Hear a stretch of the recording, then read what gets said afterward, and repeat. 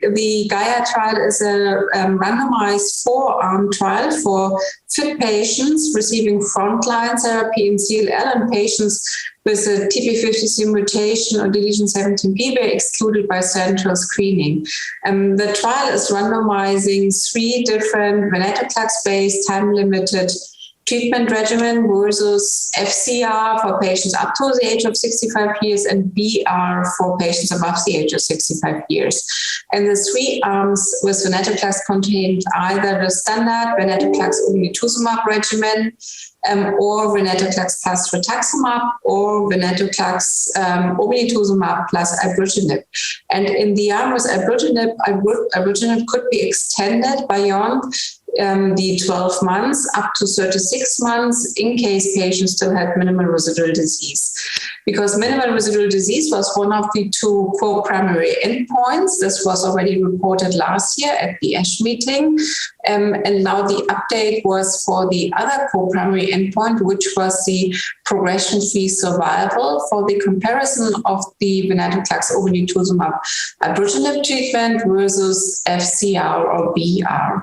And with a median follow-up of nearly 39 months, we have shown that the triple combination as well as venetoclax Obinutuzumab are clearly superior to FCR or BR, while venetoclax plus Rituximab, also given for 12 cycles, is not superior. It's of very similar efficacy as chemotherapy. And at 3 years, 90% of the patients receiving venetoclax Obinutuzumab and Ibrutinib are still in remission and alive, and 87% of those patients receiving venetoclax plus Obinutuzumab. With respect to the side effect profile, we see a little bit more severe infections with the triple combination in comparison to the doublet. And we saw also more secondary neoplasia with chemoimmunotherapy.